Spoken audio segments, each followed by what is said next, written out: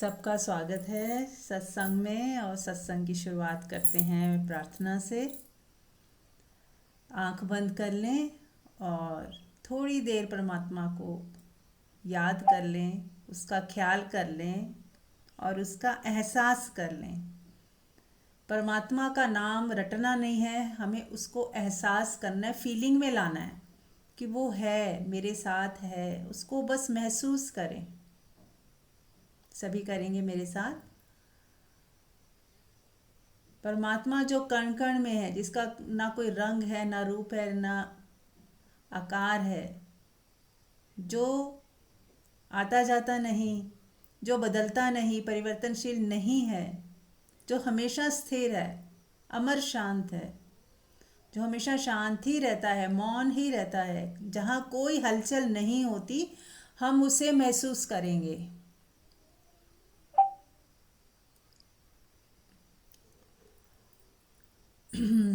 महसूस करें परमात्मा को। एक निश्चिंतता सी आपको महसूस होगी, एक ठहराव महसूस होगा, कुछ ठहरा हुआ, मौन, शांत,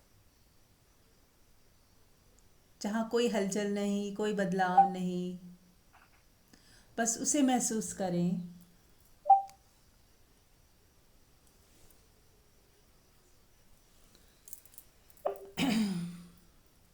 सबका स्वागत है। सत्संग की शुरुआत हमने की परमात्मा की याद से, उसकी प्रेजेंस को अनुभव करते हुए। अब किसी का कोई प्रश्न है तो पूछ सकते हैं, कुछ कहना चाहता है कोई? Any sharing?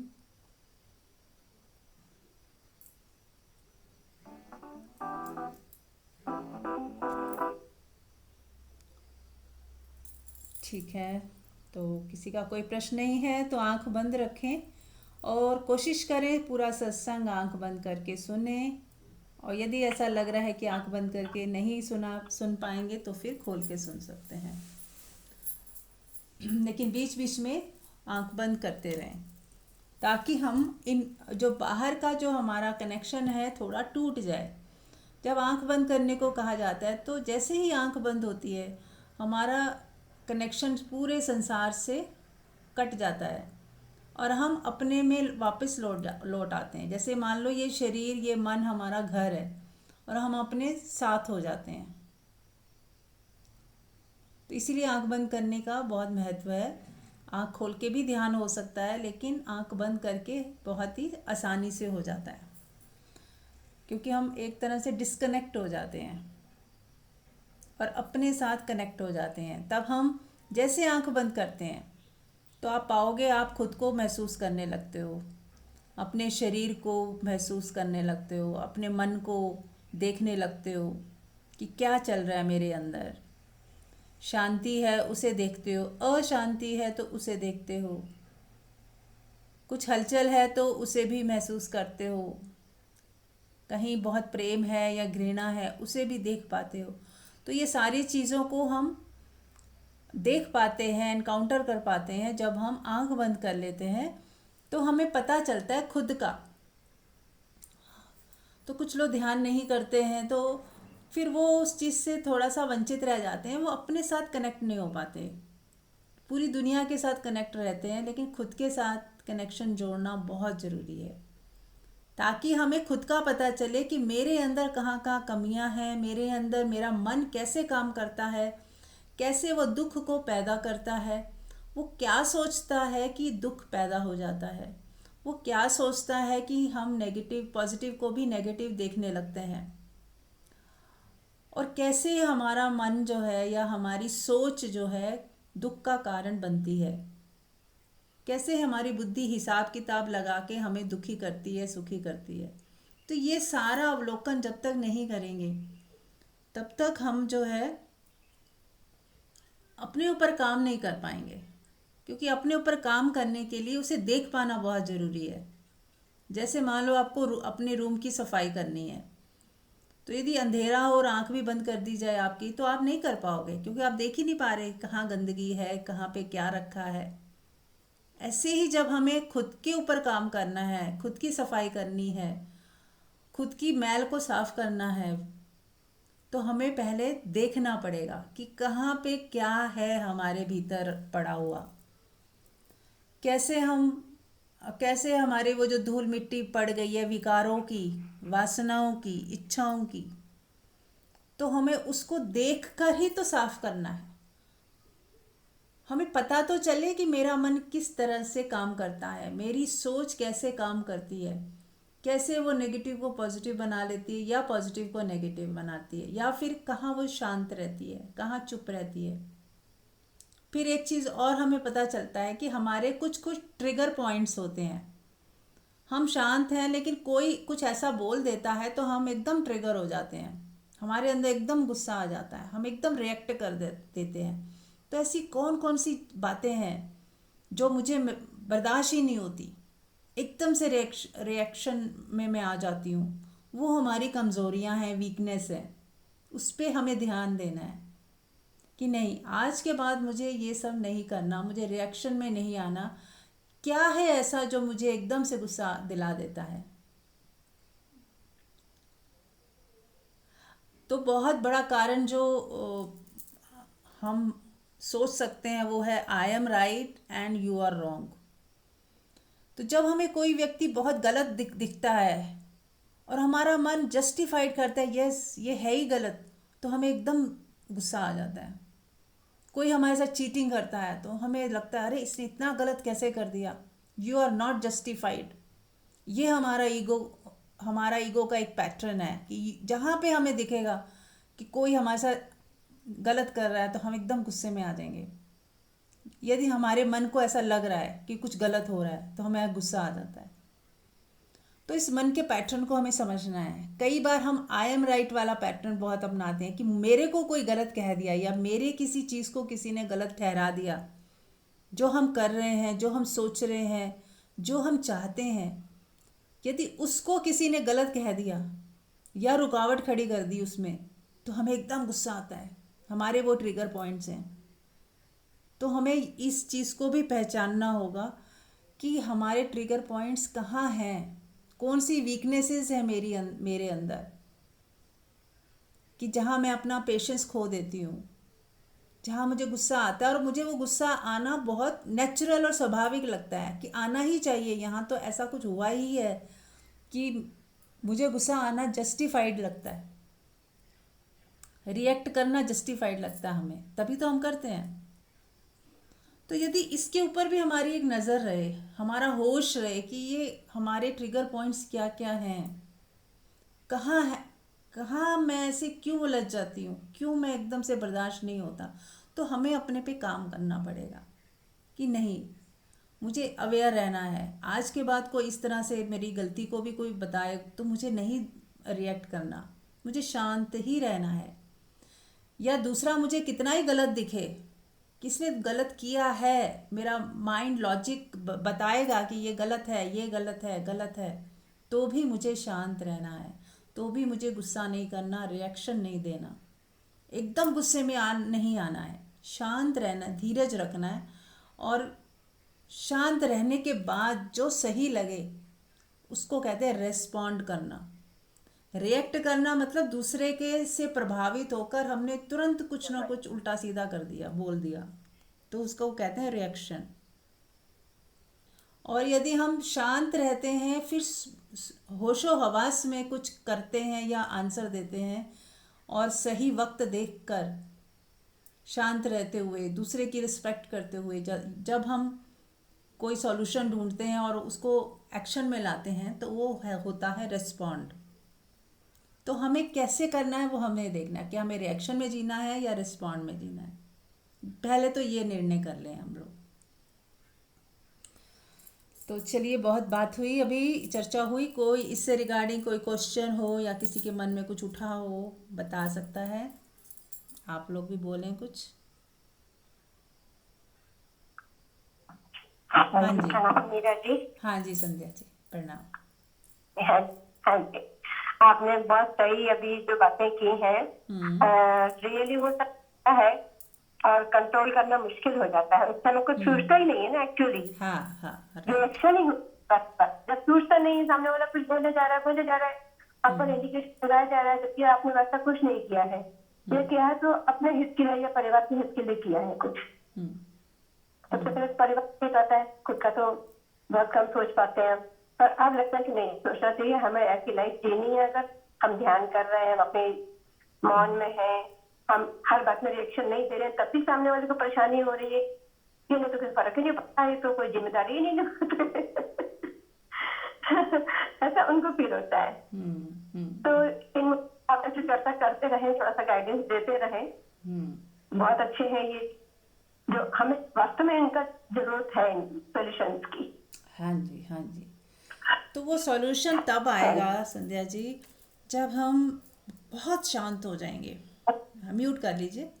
जब हम बहुत गहर अपने, जैसे समुद्र होता है ना, ऊपर ऊपर कितनी लहरें होती हैं, और यदि कोई गोता लगा ले, डीप चला जाए समुद्र के अंदर, गहरे चला जाए, तो वहाँ एकदम शांति होएगी, कोई हलचल पानी में नहीं होती।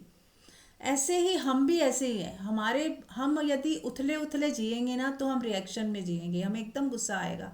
यदि हम गहरे जिएंगे, गहरे अपने ही भीतर गहरे चले जाएं, और फिर वहाँ से रिस्पॉन्ड होता है, अपनी गहराई में ही रहें, तो उसके लिए तो तप करना पड़ेगा, कुछ समय देना पड़ेगा खुद को, शांत रहना, मौन रहना। पूरा दिन एक प्रैक्टिस करें कि मुझे मौन रहना है, मुझे कम से कम बात करनी है। ऐसा नहीं कि ज़बरदस्ती लिख लिख के बातें करें, जो ज़रूरी है, जितनी ज़रूरी है, एक दो शब्दों में या एक लाइन में बात करके ख़त्म करें। ऐसे हमें थोड़ा प्रैक्टिस करनी पड़ेगी। हम अगर जैसी ज़िंदगी जी रहे हैं आज, वैसी ही ज़िंदगी जीते जाएंगे, तो फिर बदलाव कहाँ से आएगा? बदलाव खुद में लाना है, दूसरों में नहीं। तो खुद में बदलाव लाने के लिए हमें कुछ तो प्रैक्टिसेस करनी पड़ेंगी। एक कॉपी बना लें, कुछ लिखें उसमें कि मुझे आज के बाद अपने अंदर ये बदलाव लाने हैं, और ये मुझे जो है खुद को नियम दें। ये नहीं कि मैं कोई नियम आपको दूं और आप उसे फॉलो करें, वो तो एक तरह का बंधन सा लगेगा, गुलामी लगेगी कि किसी ने हमें बांध दिया नियमों में।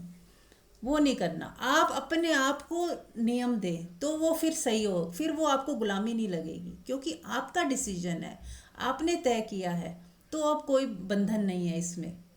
आप खुद को डिसीजन, आपने खुद को इंस्ट्रक्शन दें अपने मन को कि आज मैं पूरा दिन कम से कम बोलूँगी, कम से कम रिएक्ट करूँगी, शांति रहूँगी, चुप ही रहूँगी, जहाँ अति आवश्यक होगा बस वही बोलना है, मुझे चुप रहना है, मौन में रहना है।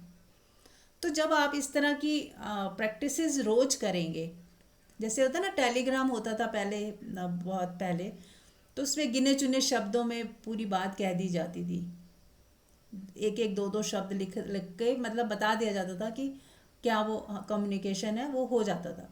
ऐसे ही हमें बोलना है, बिल्कुल नपातुला। थोड़ा शुरू में सफोकेशन हो सकती है, उसके लिए आप थोड़ा जिब्रिश कर सकते हैं, जैसे हमने बताया था कि आप ऐसी लैंग्वेज बोलें जो लैंग्वेज है ही नहीं।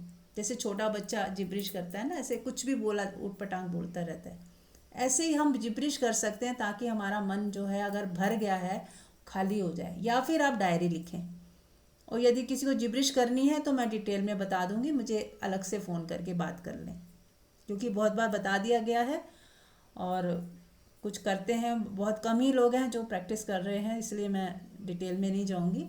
और सच में किसी को करना है तो आप अलग से मेरे से या मंजू जी से बात कर सकते हैं। तो या तो डायरी लिखें, अगर आपको लगता है मैं कम बोल रही हूँ और अंदर सफोकेशन हो रही है, तो आप डायरी लिखें, वो सबसे सुंदर है। कुछ भी आपके अंदर जो भी आता जा रहा है, लिखते जाएं लिखते जाएं लिखते, और फिर पढ़ें कि ये क्या मेरा मन बोल रहा था, इसमें कौन सी चीज़ है जो सच में ही काम की है। मान लो आपने 2-3 पन्ने लिख लिए, फिर उसे पढ़ें कि ये मेरा मन ने जो बोला इसका क्या सिग्निफिकेंस है, क्या ये सच में ही कुछ यूज़फुल है जो मेरा मन कह रहा है, बोल रहा है, बता रहा है, कुछ है इसके अंदर सिग्निफिकेंस। अपने मन से ही बात करें। जो बातें हम दूसरों से करते हैं ना, वहाँ से सारी एनर्जी बचा के खुद से बात करें, मन को अपनी सहेली बना लें कि ये एक आपका मन है जो आपका आपका फ्रेंड है।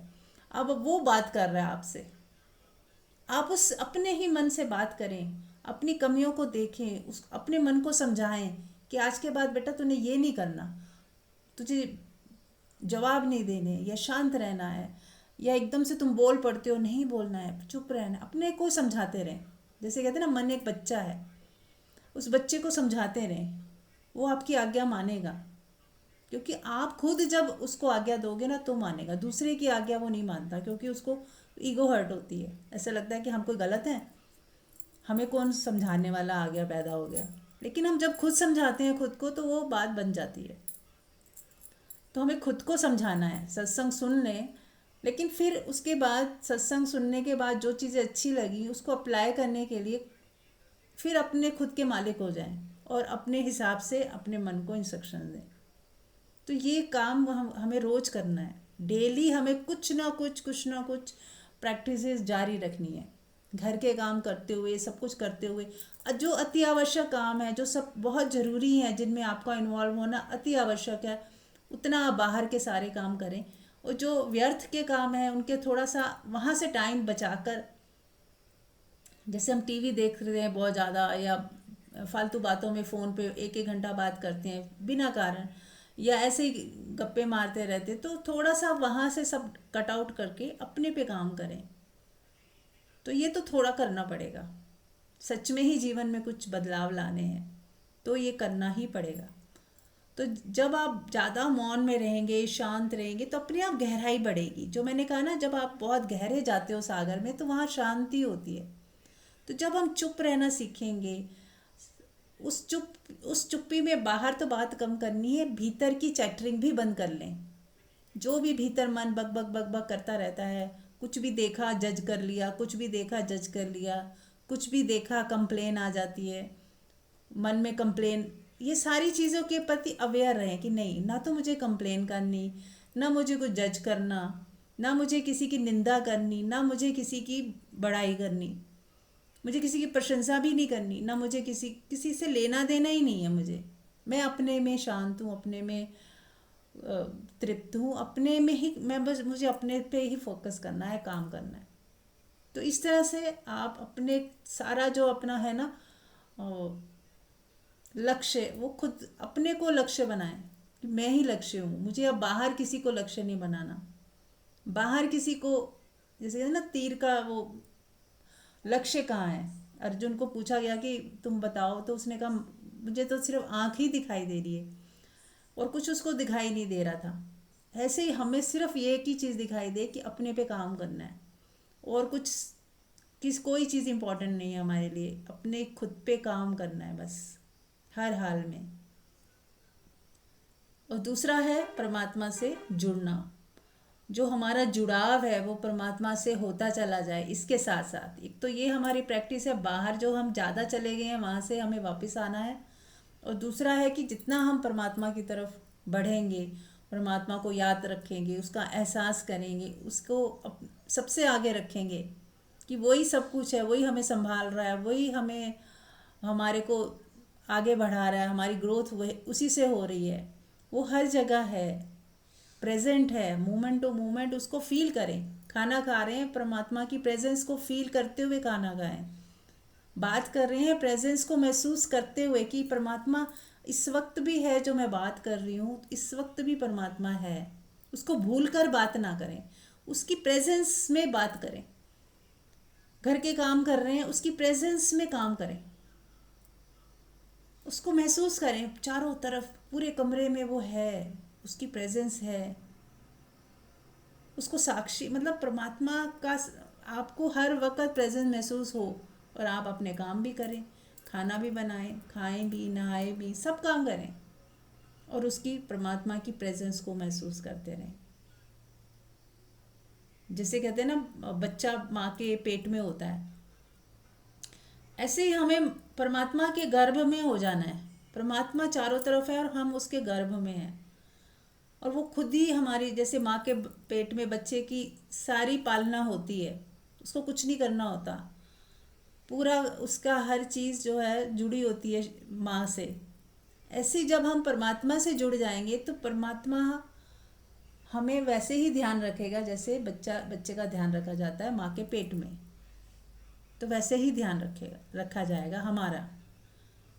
तो बस हमें एक ही काम करना है, परमात्मा से जुड़ना है, और जो हमारा झुकाव समाज और दुनिया और लोगों की तरफ हो गया उससे हमारा ध्यान हटा के परमात्मा की तरफ ले जाना है।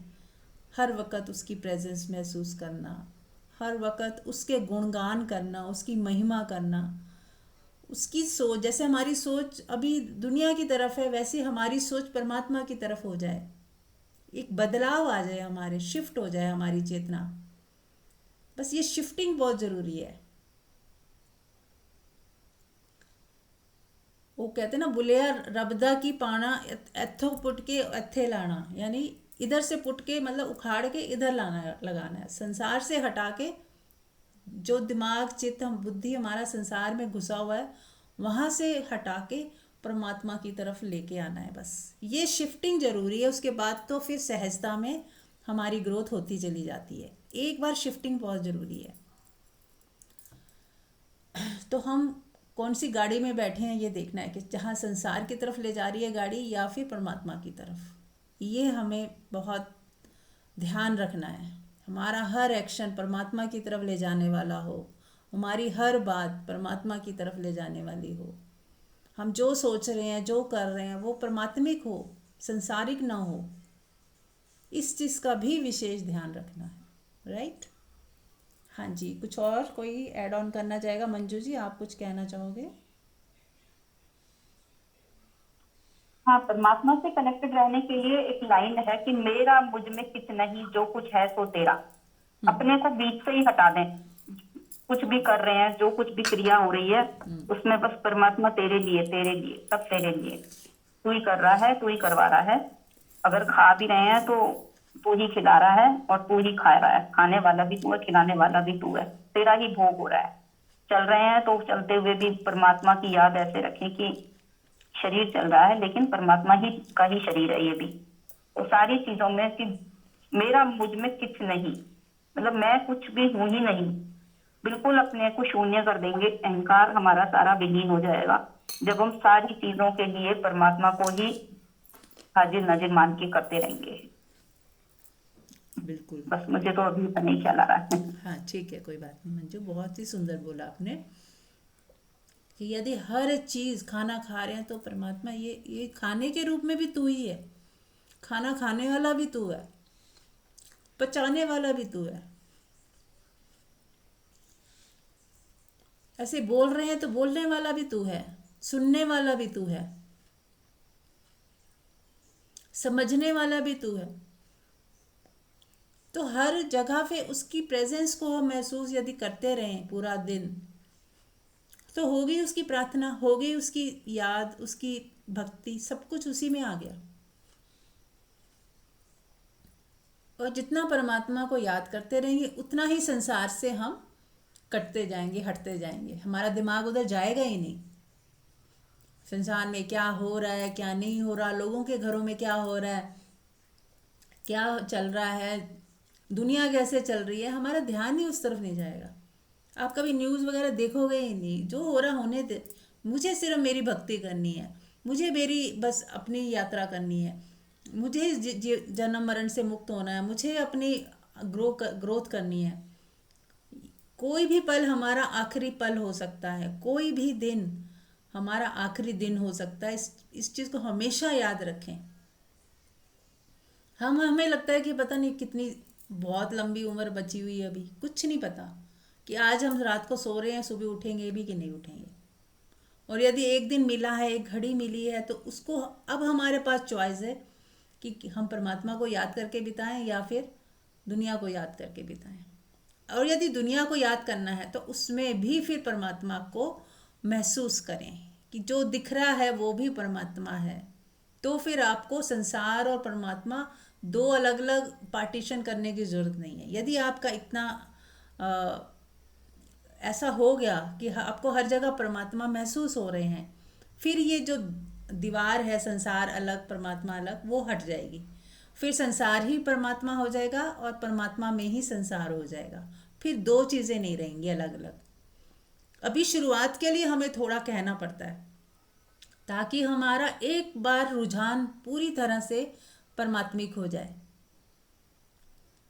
फिर जैसे पूरी तरह परमात्मिक हो गया, फिर आप संसार में भी जब जाते हो तो आप भूलोगे ही नहीं, क्योंकि आपको हर वक्त ही तो उसकी याद आ रही है, हर वक्त ही तो उसकी प्रेजेंस में आप काम कर रहे हो, उसकी प्रेजेंस को महसूस करते हुए बात कर रहे हो, उसकी प्रेजेंस को महसूस करते हुए अपने सारे काम करते हो, रिश्ते भी निभाते हो, बच्चों को भी देख रहे हो, उनके भी बातें भी सुन रहे हो, उनके काम भी कर रहे हो, पर ध्यान परमात्मा की तरफ ही है, उसकी प्रेजेंस में रहते हुए कर रहे हैं। ये चीज़ याद है, और ये भी याद है कि मृत्यु कभी भी आ सकती है और हमारे पास बहुत कम समय है। अब हम चाहे व्यर्थ में गंवा दें, चाहे तो हम उसको सार्थक यूज़ कर लें। एक ही सार्थक यूज़ है कि परमात्मा की याद आ जाए और बनी रहे और हम टिक जाएं उसमें, राइट। कोई क्वेश्चन किसी का?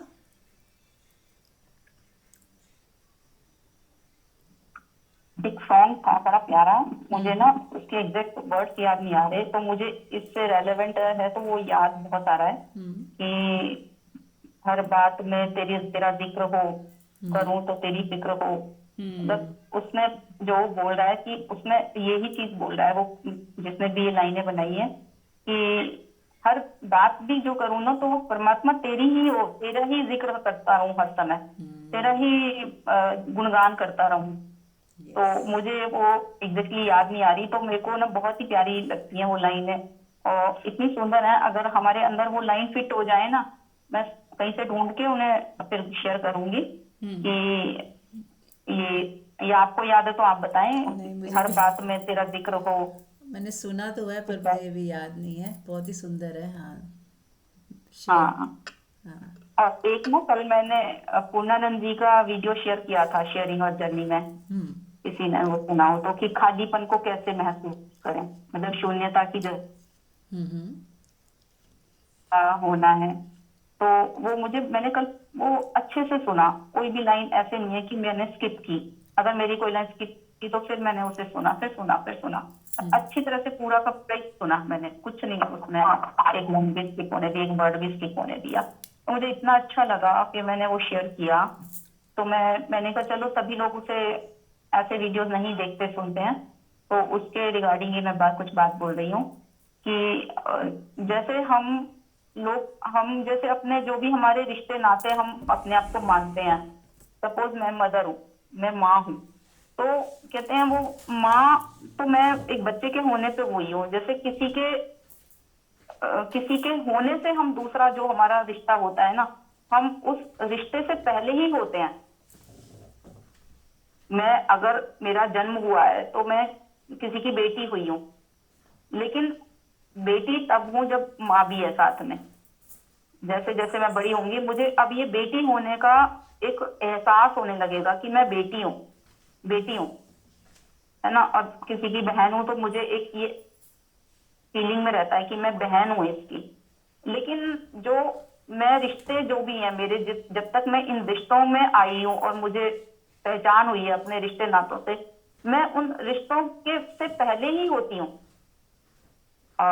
जैसे मैं हूँ पर चर्चा हो रही थी ना, उसके लिए ये बहुत अच्छा लगा मुझे कि हम हैं, लेकिन हम अगर कुछ भी अपने आप को माने हुए हैं कि भाई मैं बहन हूँ, बेटी हूँ, सास हूँ, दादी हूँ, तो वो दूसरा रिश्ता उसमें दूसरा होना चाहिए।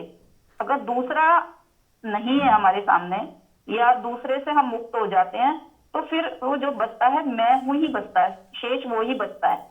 और वो ही एक हमारे अंदर शून्यता बना के रखता है, जो खालीपन है हमारा। तो हम है तो खाली अंदर से, हमारे अंदर है स्पेस ही है हमारे अंदर। हम वो स्पेस की ही बात कर रहे थे, कह रहे थे हमारे अंदर स्पेस ही है, लेकिन और हमारे बाहर भी स्पेस है। हम स्पेस में हैं और स्पेस ही मेरे अंदर है। तो वो वाली बात है कि परमात्मा मेरे अंदर भी है और मेरे बाहर भी है। मैं परमात्मा में हूँ। जैसे वो लाइन आती है मुझे याद कि क्या अजूबा क्या करिश्मा, तुझ में मैं और मुझ में तू, अल्लाह वाला जो सॉन्ग है। तो वो वो लाइन बिल्कुल इतनी रेलेवेंट हो रही है कि जब हम लोग किसी के भी साथ होते हैं, हम अक्सर चाहते हैं कि कोई हमारे साथ हो, या हम किसी की याद कर रहे हैं, किसी की हमारे अंदर बात चल रही है, तो हम वहां पे अपने होने को भूल जाते हैं, तो हम वो ही हो जाते हैं, उसी रिश्ते में ही चले जाते हैं। मैं मान लो मैं अपने बच्चे की कोई बात याद कर रही हूँ, तो मैं इसलिए कर रही हूँ ना क्योंकि मुझे एक माँ वाला रोल याद है अपना। लेकिन अगर मैं उस याद से मुक्त हो जाऊं, बेटे की याद से मुक्त हो जाऊं, बेटे की ठीक है अगर कोई जरूरी बात है तो हम वो अपनी जो रिस्पॉन्सिबिलिटीज हैं वो तो हम कंप्लीट करेंगे ही। लेकिन ये नहीं है कि सारा दिन बस वही सोचे जा रही हूँ, बेटे के बारे में ही सोचे जा रही हूँ, उसकी फिक्र किए जा रही हूँ। तो फिर क्या है कि मेरा जो अपना होना है मैं उसे भूल गई, अब मैं माँ पने को ही याद रखे हुए हूँ। तो हमारा होनापन है जो वो एक स्पेस की तरह से ही है, उसमें वहां पे कुछ नहीं है, एकदम जैसे या तो कहते हैं वो कि जैसे स्पेस है ना, तो हमने उसमें या तो अंधेरा देखा है या उजाला देखा है, लेकिन बिना अंधेरे या उजाले के भी स्पेस है बाहर।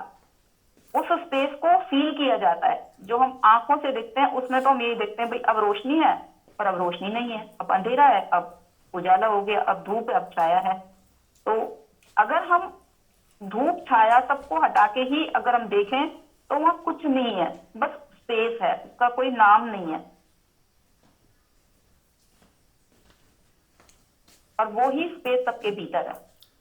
अब जैसे कमरे होते हैं तो हम कमरे का नाम दे देते हैं, ये बेडरूम है, ये ड्राइंग रूम है, ये बाथरूम है, क्योंकि वहां पे वो एक्शन हो रहा है, हमने उस एक्शन की वजह से उस रूम का नाम दे दिया। अदरवाइज तो कोई रूम का जो स्पेस है जिसमें हम रह रहे हैं या जिसमें हम नहा रहे हैं वो कोई अलग अलग नहीं है, उस स्पेस की तरफ हमारा ध्यान ही नहीं जाता। हम जैसे बेड पे बैठे हुए हैं, सोफे पे बैठे हुए हैं, चेयर पे बैठे हुए हैं, तो हम सोफे को, चेयर को, इनको तो देखेंगे, लेकिन जो स्पेस है कमरे के अंदर हम उसकी तरफ हमारा ध्यान ही नहीं जाता। तो जैसे हम अब शिफ्ट एक ये लेंगे कि जो वस्तुएं हैं या व्यक्ति है, कुछ भी सामान है, उसके अलावा जिस स्पेस में हम हैं, जिस स्पेस में हमारा फर्नीचर है, जिस स्पेस में हम घूम रहे हैं, चल रहे हैं, फिर रहे हैं, अगर हमारा ध्यान वहां स्पेस पे जाने लग जाए तो हमारे को अपने भीतर जो स्पेस है उसको कुछ जैसे कोशिश नहीं करनी पड़ेगी, उसे हमें ना विजुलाइज करना है ना इमेजिन करना है, तो हम उस स्पेस को नेचुरली एक्सपीरियंस करने लग जाएंगे। तो अंदर की जो स्पेस है उसको जब हमें कोई गाइड कर रहा है, ऐसे हम यहाँ पे गाइड करते हैं कि भाई अपने भीतर के स्पेस को, अपने भीतर की शून्यता को अनुभव करो कि आपके भीतर कोई है ऐसा। अगर मन नहीं है, अगर हमारा ध्यान शरीर पे नहीं है, तो वो हमें स्पेस हाँ वो हाँ बोलो हाँ किससे डरना। संगीता जी, किसका अनम्यूट है? संगीता जी म्यूट कर लें। संगीता गुप्ता जी आपका अनम्यूट है। संगीता जी आपका फोन प्लीज म्यूट करें। संगीता जी अभी होगा। तो नहीं कुछ। संगीता गुप्ता जी अपना फोन म्यूट कर लें। उन्हें पता नहीं लग रहा है। हाँ, हो गया कर लिया। हाँ, तो अंदर के स्पेस का हमें हर समय नहीं याद रहता, तो बाहर के स्पेस से शुरू करें, वो इजी है। हमें उस स्पेस का अनुभव बड़ी इजीली हो जाएगा कि भाई मैं चल रही हूँ, मैं बैठी हूँ, मैं लेटी हूँ, तो जहां पे सामान नहीं रखा वहां पे एक स्पेस है, उस स्पेस के अंदर ही हम रह रहे हैं। तो वो ही स्पेस मेरे अंदर भी है, शरीर के अंदर भी है। जैसे कमरे, हर कमरे के अंदर स्पेस है, तो वो एक ही जैसा स्पेस है। अलग चाहे हमारे घर में 10 कमरे हैं या 2 कमरे हैं या 3 कमरे हैं, लेकिन उनके अंदर जो स्पेस है उसी में सारी क्रियाएं हो रही हैं। सोना हो रहा है तो स्पेस के अंदर हो रहा है, चलना हो रहा है स्पेस के अंदर हो रहा है, नहाना हो रहा है स्पेस के अंदर हो रहा है, खाना हो रहा है स्पेस के अंदर हो रहा है। तो जब बाहर के स्पेस को हम अनुभव करने लगेंगे, बाहर की शून्यता को हम अनुभव करने लगेंगे, खालीपन को अनुभव करने लगेंगे, तो फिर हमें भीतर के खालीपन को या शून्यता को अनुभव करना इजी हो जाएगा। तो बाहर से अपने शुरुआत कर सकते हैं हम कि जब भी हम कुछ भी कर रहे हैं तो अगर हमारा एक्शन पे ध्यान हो जाए, या दूसरा तरीका होता है होश का, जो साधना होती है होश की, कि भाई हम जो भी काम कर रहे हैं उसको होशपूर्ण कर रहे हैं। ऐसे नहीं हम खाना खा रहे हैं लेकिन साथ में कुछ सोचते भी जा रहे हैं, या बातें करते जा रहे हैं, या टीवी देख रहे हैं, फोन देख रहे हैं, फोन पे बातें कर रहे हैं। भाई अगर हम खाना खा रहे हैं तो पूरी तरह से स्वाद ही हो जाए। कहते हैं ना अन्नम ब्रह्म, जैसे अन्न नहीं है वो ब्रह्म है, हमारे सामने परमात्मा है। तो या तो होश के जरिए से हम अपने होश तक पहुंच सकते हैं, जो हमारा होश है जो सतत है बाहर की क्रियाओं से, या फिर बाहर के स्पेस से, खालीपन से हम अपना होश रखें बाहर के खालीपन के प्रति, शून्यता के प्रति। तो वो हमें भीतर के शून्यता और भीतर का जो खालीपन है, जो भीतर एक हमारे स्पेस है या होश है, कुछ भी उसको नाम दें, तो वहां तक हम उसको भी एक दिन अनुभव करने लग जाएंगे। क्योंकि अभी तो हमारा जो सारा ध्यान है वस्तुओं पे है, तो वो हमारी एनर्जी वहां पे जा रही है। और जब एनर्जी हमारी खाली जगह पे होगी, स्पेस पे होगी, स्पेस को हम फील करते रहेंगे, तो वो एनर्जी नेचुरली अपने भीतर शिफ्ट हो जाएगी, वहीं पे केंद्रित हो जाएगी, जो हमारा होना है। ये उस वीडियो में था, तो बहुत ही सुंदर था वो। मैंने उसको ब्रीफ में एक्सप्लेन किया है, अदरवाइज आप उसे सुनेंगे तो आपको और भी क्लैरिटी हो जाएगी। Thank you. बहुत ही सुंदर मंजू जी। और सब लोगों से रिक्वेस्ट है कि जो शेयरिंग ऑफ जर्नी में डाले जाते हैं, कम से कम 1 या 2 तो ज़रूर सुन लिया करें सत्संग के अलावा भी। नहीं तो ऐसा समझें कि एक तो सुनना ही है अनिवार्य, ताकि हमारे अंदर जो है ना सत्संग के अलावा, मतलब हम कुछ ना कुछ सत्संग सुनते ही रहें। पूरा दिन अगले दिन का इंतज़ार करते हैं कि हम सत्संग में बैठेंगे सुनेंगे, वो तो है ही है, पर पूरा दिन भी हम 1-2 और वीडियो भी सुन सकते हैं। इसीलिए हम बहुत सेलेक्टेड भेजते हैं। अगर आप लोग उनमें से कोई भी 1 या 2 चूज़ कर लिया करें अपने हिसाब से और सुना करें। और पूर्णानंद जी का जो बोला है, अगर सुनेंगे तो अच्छा रहेगा। उसको सुन के ना इतनी क्लैरिटी आएगी, और हाँ। उसको ना ऐसे मेडिटेटिवली सुने। जैसे हम ध्यान में बैठते हैं, तो हम ध्यान में बैठते हैं तो हमारे अंदर विचार आते हैं, फिर हमें लगता है कि अरे क्या ही टाइम वेस्ट कर रहे हैं, रहने ही देते हैं। तो एक सुनना भी अपने आप में ध्यान होता है, ऐसी चीजें सुनना। तो उसको सुनेंगे ना, ध्यान से सुनेंगे। इससे पहले हमने थोड़ा सा ब्रीदिंग, जैसे हम यहाँ पे सत्संग सुनने से पहले करते हैं, इनहेल एक्सहेल करते हैं, तो उससे क्या है कि हमारा मन है ना एकाग्रचित हो जाता है सुनने के लिए। तो उसको जितना एकाग्रचित होकर सुनेंगे तो उतना रिसेप्टिव हो पाएंगे, और फिर वो अपने आप समझ में आएगा। मैंने उसको, मुझे अच्छा लग रहा था तो मैंने उसको, वो लगभग 1 घंटे का होगा, मुझे लगा कि इससे अच्छा मेडिटेशन क्या है। उसे सुनने मात्र से ही एक बोध होता जा रहा था, तो इसलिए उसे सुनना भी एक अपने आप में ध्यान है। बिल्कुल बिल्कुल, सबसे सुंदर ध्यान है श्रवण ध्यान। सुनना, आप ऐसे सुने कि एक भी लाइन मिस ना हो, एक एक शब्द आपके कानों में पड़ रहे हैं और वो आपके अंदर काम भी कर रहे हैं। वो शब्द सीधा डायरेक्ट आपके आत्मा में जा रहे हैं, और जो भी चीज़ है आपके अंदर उतर रही है, जो भी कहा जा रहा है। तो ये भी बहुत कुछ लोग सिर्फ श्रवण मात्र से भी बोध को प्राप्त हो जाते हैं, लेकिन उनका सुनना बिल्कुल ऐसा हो सजगता के साथ और श्रद्धा के साथ। 2 चीज़ें बहुत, सत्संग सुनना मतलब श्रद्धा ना हो तो हम क्या करते हैं, हम बोलते हैं अरे ऐसे ही क्या बोल रहे, छोड़ो। तो ये चीज़ नहीं होनी चाहिए। आप श्रद्धा, सोचो कि भगवान को खुद सुन रहे हो, परमात्मा ही बोल रहा है सामने से, ऐसे पूरा भावपूर्ण सुनना है, श्रद्धा प्रेम से भक्ति से सुनना है, तो फिर वो शब्द काम करते हैं। क्योंकि हमारे अंदर जाते ही तभी हैं तब हम सामने वाले के प्रति श्रद्धा रखते हैं, उसको परमात्मा का दर्जा देते हैं। इसीलिए गुरु का बहुत कहा गया कि गुरु ही ब्रह्मा है, विष्णु है। क्योंकि अगर हम गुरु को इस तरह से नहीं देखेंगे ना, तो हम गुरु की बात को अपने अंदर उतारेंगे ही नहीं, उतने उससे नहीं उतारेंगे। सुन लेंगे, कुछ अच्छी लगेगी, कुछ नहीं लगेगी, कुछ ऐसे ही हम भूल ही जाएंगे क्या बोला था। लेकिन अगर श्रद्धा से सुनेंगे ना, तो हमारे को एक एक शब्द उतरेगा और एक एक शब्द याद रहेगा। इसीलिए श्रद्धा जो है बहुत ज़रूरी है, बहुत ज़्यादा। और दूसरा, यदि गुरु सच्चा ना भी हो तो भी यदि श्रद्धावान जो शिष्य है, यदि वो उतना श्रद्धा प्रेम और भक्ति से सुन रहा है, तो भी उसका कल्याण हो जाता है। आप गुरु की चिंता ही ना करें कि वो उतना सक्षम है या नहीं है, आप बस श्रद्धा से सुन लें तो आप बात बन जाएगी। ठीक है ना।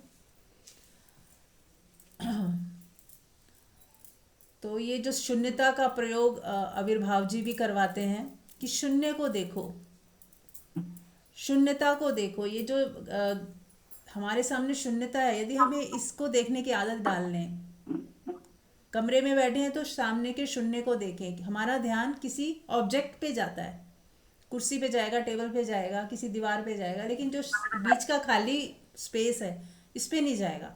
तो इस स्पेस पे टिकाने की आदत डालें, इस स्पेस पे नज़रें गड़ा के थोड़ी देर बैठें। फिर यदि बालकनी में बैठने का मौका मिल जाए या पार्क में जा रहे हैं तो आप आसमान को देखें। आसमान को तो देख ही सकते हैं आराम से, और अच्छा भी लगेगा, मज़ा भी आएगा। और आप पाओगे कि 10-15 मिनट यदि आपने लगातार आसमान को देख लिया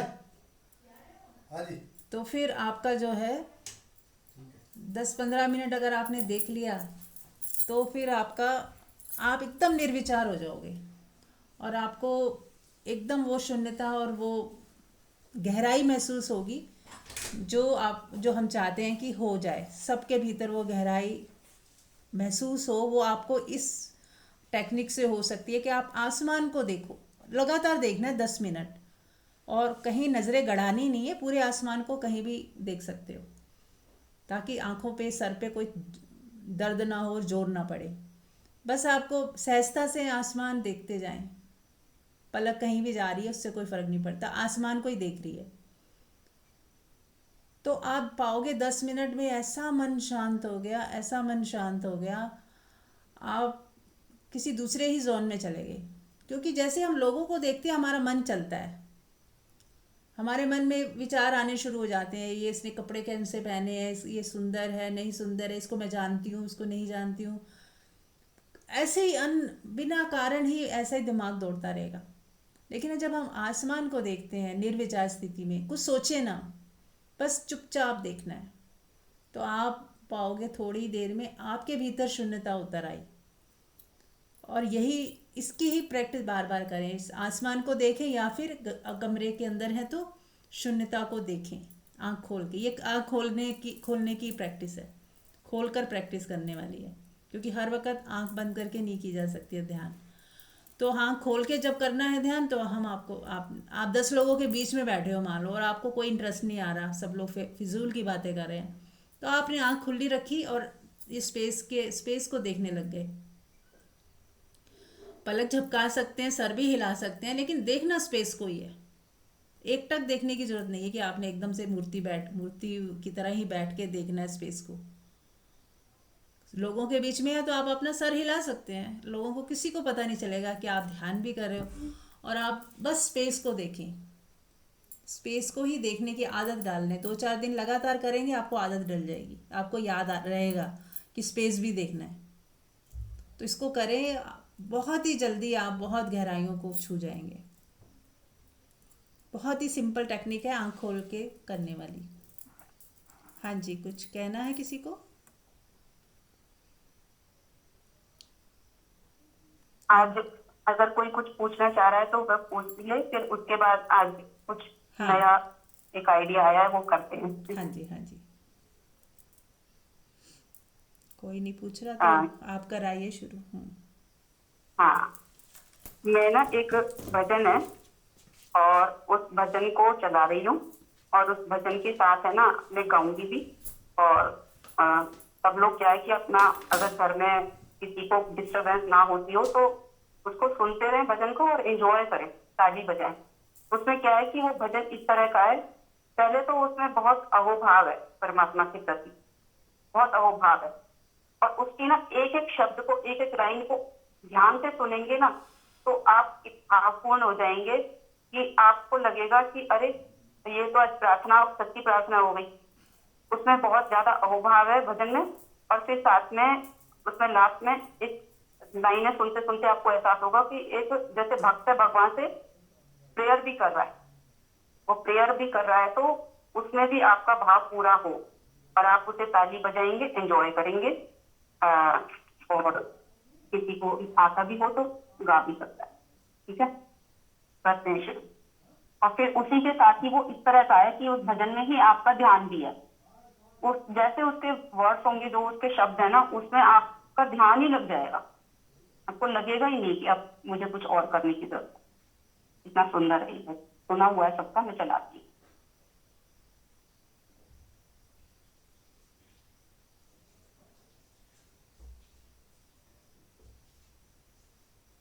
जैसे सूरज की गर्मी से जलते हुए तन को मिल जाए सरोवर की छाया, सूरज की गर्मी से जलते हुए तन को मिल जाए सरोवर की छाया, ऐसा ही सुख मेरे मन को मिला है मैं जब से शरण तेरी आया मेरे राम। सूरज की गर्मी चलते हुए तन को मिल जाए सरोवर की छाया।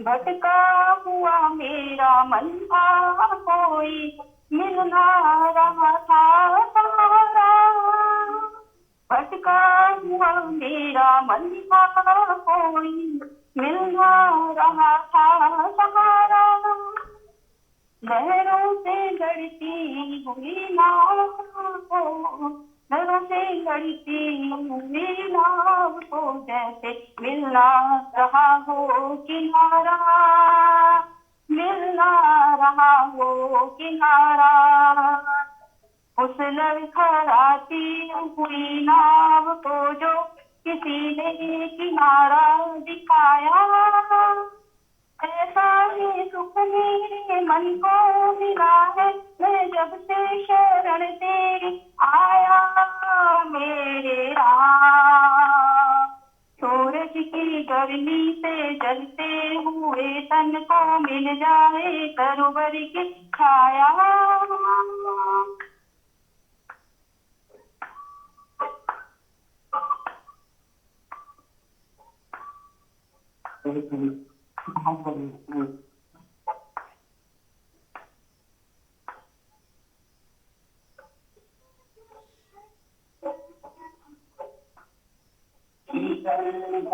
आग चंदन की जैसे राघव कृपाओ जो तेरी कृपाओ जो तेरी उजियाली उनकी हो जाए उनकी अमावस अनेक उजियाली पूनम की हो जाए रातें ज्योति अमावस अंधेरे, ज्योति अमावस अंधेरी, युग युग से प्यासी मरुभूमि ने जैसे सावन का संदेश पाया, ऐसा ही सुख मेरे मन को मिला है मैं जब से शरण तेरी आया मेरे राम। सूरज की गर्मी से जलते हुए तन को मिल जाए सरोवर की छाया।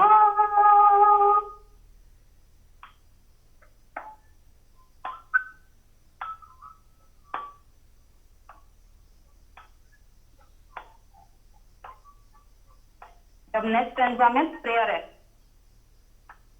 जिस राह की मंजिल तेरा तन हो उस पर कदम में बढ़ा, राह की मंजिल तेरा मिलन हो उस पर कदम में बढ़ा, फूलों में हारों में पतझड़ बहारों में कभी डगमगाऊं, महलों में खारों में पतझड़ बहारों में मैं ना कभी डगमगाऊं, मैं ना कभी डगमगाऊं।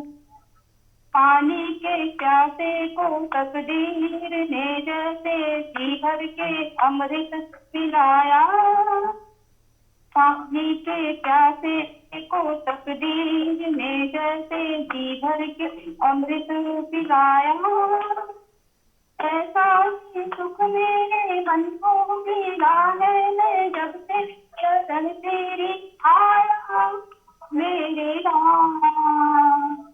सूरज की गर्मी से जलते हुए तन को मिल जाए सरोवर की छाया, ऐसा ही सुख मेरे मन को मिला है, मैं जब से शरण तेरी आया मेरे राम। सूरज की गर्मी से जलते हुए तन को मिल जाए तरवर की छाया।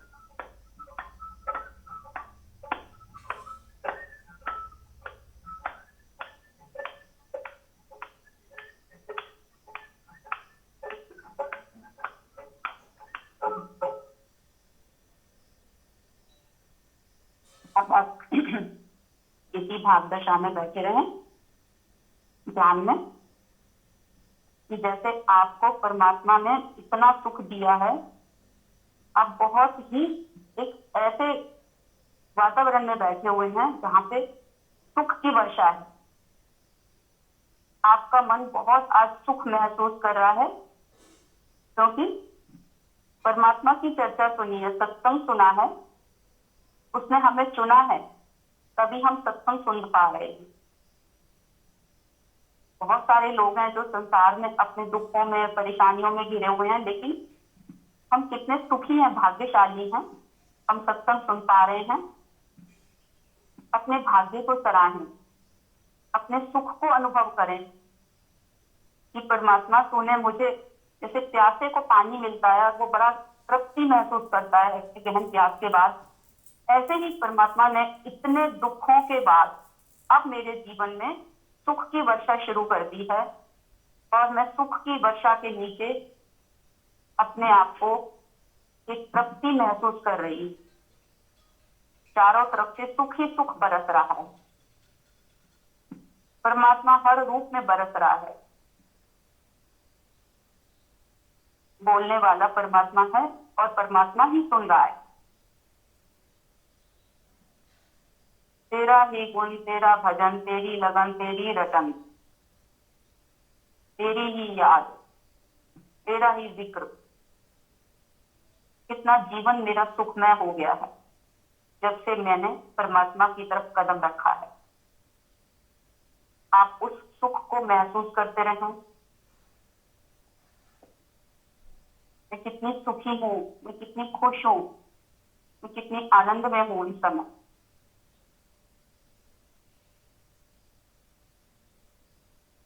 आपके भीतर कुछ सेंसेशन हो रही होगी कि जब हम सुखी होते हैं बहुत एक अच्छी अनुभूति होती है, सेंसेशन होती है हमारे अंदर। मेरा हृदय खुशी से भर गया है क्योंकि मैं परमात्मा के रास्ते पर आ चुकी हूँ और अब परमात्मा ने मेरी जिम्मेदारी ले ली है, परमात्मा ने मेरी बागडोर संभाल ली है। आप ऐसे फील कर रहे हैं परमात्मा आपके पास है और आप उसे हाथ जोड़कर धन्यवाद दे रहे हैं। परमात्मा तेरा धन्यवाद, परमात्मा तेरा धन्यवाद। मेरे दुख के बादल छटते जा रहे हैं, जैसे बादल छटते हैं और आसमान दिखाई देता है, वैसे ही दुख छट रहे हैं। तो हमारा सहज स्वभाव है जो आनंद है, शांति है, प्रसन्नता है, प्रफुल्लता है, तृप्ति है, संतुष्टि है, फुलफिलमेंट है, जॉय है, चीयरफुलनेस है, वो अपने आप दिखाई देने लगती है। जब चिंताओं ने, दुखों ने, परेशानियों ने उनको ढक रखा है, वरना तो वो है ही। आप आज अपने भाग्य को सराहें, अहो भाग्य मेरा, मैं इस पल में बहुत सुखी हूँ। और आपका ये पल सुंदर है तो अगला पल तो अब खुशी से ही निकलने वाला है, तो वो भी खुशी वाला होगा, वो भी आनंददायी होगा, वो भी सुख वाला होगा। आपके चेहरे पे प्यारी सी स्माइल है। आपका एक एक रोआ रोआ उस प्रभु का धन्यवाद कर रहा है। हे परमात्मा, तूने मुझे चुना। कितने करोड़ों अरबों लोग हैं इस दुनिया में, धरती में, सभी अपने अपने दुखों से भरे हुए हैं, लेकिन मैं इस पल में पूरी तरह से खुश हूँ, सुखी हूँ। हे परमात्मा, तेरा कितना धन्यवाद करूं। भजन में लास्ट में लाइन थी, जिस राह की मंजिल तेरा मिलन हो उससे कदम मैं बढ़ाऊं। तो परमात्मा की राह पर अब हमें कोई फिक्र नहीं मंजिल कब मिलेगी, लेकिन मेरा कदम परमात्मा की तरफ बढ़ रहा है। और वो आगे बोल रहे हैं कि फूलों में, खारों में, पतझड़ बहारों में मैं ना कभी डगमगाऊं। हे परमात्मा, चाहे कितनी भी मुसीबतें आए, कितनी भी सिचुएशन खराब आए, जैसी मर्जी आए, कुछ भी पीड़ा आए, दुख आए, श्रीमा आए, लेकिन परमात्मा मैं तुझे ना भूलूं। मैं डगमगाऊं नहीं, मेरे कदम डगमगाए नहीं, मुझे कभी भी संशय ना हो कि परमात्मा तूने मुझे संभाला नहीं। मेरे अंदर एक गहन विश्वास ये भरा ही रहे कि परमात्मा तूने मुझे संभाल रखा है। अगर दुख भी आए हैं तो वो मुझे मजबूत बनाने के लिए आए हैं। अगर दुख भी आए हैं तो मेरे कर्म कट रहे हैं, पुराने मेरे पाप कट रहे हैं, तो मैं उन दुखों का भी स्वागत करती हूँ। मेरे अंदर कोई शिकायत नहीं है। जिसके दिल में न शिकायत है वह दिल कुरान की आयत है। परमात्मा कहीं अलग नहीं। जिस दिल में कोई शिकायत नहीं है, सबके प्रति प्रेम है, वो परमात्मा हम ही है, हमारा ही स्वरूप है। लेकिन दुखों से, चिंताओं से, शिकायतों से, ईर्ष्या से, अहंकार से हमारा वो स्वरूप ढक गया है। लेकिन अब उसका रास्ता दिखना शुरू हो गया है। मुझे दुख के बादल छट रहे हैं, मैं बहुत आनंदित महसूस कर रही हूँ। मेरा रोम रोम नाच रहा है, मेरा रोम रोम धन्यवाद दे रहा है। मेरी आंखों में खुशी के आंसू हैं। प्रभु तूने मुझे संभाला है। मेरे पैर बहुत छोटे हैं, मैं तेरी तरफ नहीं चल पाती, बार बार भूल जाती हूँ, बार बार मैं गिर पड़ती हूँ, बार बार संसार मुझे खींच देता है। लेकिन परमात्मा तूने मुझे चुना है तो मुझे छोड़ना मत, मेरी बाह थामे रखना। मैंने समर्पण कर दिया। प्रभु तूने मुझे आज तक संभाला है और आगे भी तू ही संभालेगा। मेरा भरोसा बिल्कुल भी नहीं टूटने वाला। मेरा पूर्ण विश्वास है प्रभु तू मेरे साथ है, तू मेरे साथ है। अब मुझे दुनिया के कोई भी दुख नहीं ला सकते। मुझे कोई भी परेशानियां, कोई भी चिंता अब मेरे पास नहीं आई, क्योंकि जहाँ सूरज है वहां पे अंधकार नहीं होता। और जहाँ परमात्मा है वहां पे दुख नहीं है, चिंता नहीं है, परेशानियां नहीं है। मेरा स्वभाव नहीं दुख, चिंता, परेशानियां। परमात्मा मैं भूल गई हूँ संसार में आके तुझे, लेकिन मैं बहुत खुश हूँ आज कि तू मिला। जिसे तू मिला उसे सब कुछ मिला, जिसे परमात्मा मिला उसे सब कुछ मिल गया, जिसे परमात्मा का प्रेम मिला। भाग्यशाली हैं हम कि हम सत्संग सुनते हैं, हम अध्यात्म में हैं। तो हमारी कोई औकात नहीं, हमारे इतनी क्षमता नहीं, हमारे पास इतनी समझ नहीं। उसने हमें चुना है। मैं बहुत भाग्यशाली हूँ, मैं बहुत भाग्यशाली, मैं बहुत भाग्यशाली। आप जितनी देर इस फीलिंग में रहेंगे, 10 मिनट, 15 मिनट, इस फीलिंग में कि परमात्मा मेरे ऊपर कृपा कर रहा है और मैं भाग्यशाली हूँ, मैं ग्रहणशील हूँ, मैं सुखी हूँ, मैं आनंदित हूँ, मैं बहुत तृप्त हूँ। मेरा हृदय आज रोम रोम नाच रहा है। मेरे हृदय में परमात्मा है, मेरे चारों तरफ परमात्मा है, वो मेरी केयर कर रहा है। आप इस फीलिंग में जितनी देर रहेंगे, आप यकीन मानिए आप उसकी कृपा के योग्य हैं। आप रिसेप्टिव हैं, आप ग्रहणशील हैं, और वो बरस ही रहा है, वो तो हर समय बरस ही रहा है। बस अपने आप को छोड़ दें, बिल्कुल छोड़ दें अपने आप को। उसके सुपुर्द कर दें परमात्मा के। आप नहीं है, वो ही है। वो इतनी बड़ी सृष्टि चला रहा है, हम भी उस सृष्टि में हैं। उसको समर्पण कर दें और इस स्थिति में बने रहें जितनी देर चाहें। से कहते हैं अमृत बरस रहा है और जितनी देर चाहें उसे पीते रहें अमृत को। अमृत यानी सुख की फीलिंग, खुशी की फीलिंग, आनंद की फीलिंग, ये अमृत है। ये हमारा स्वरूप है।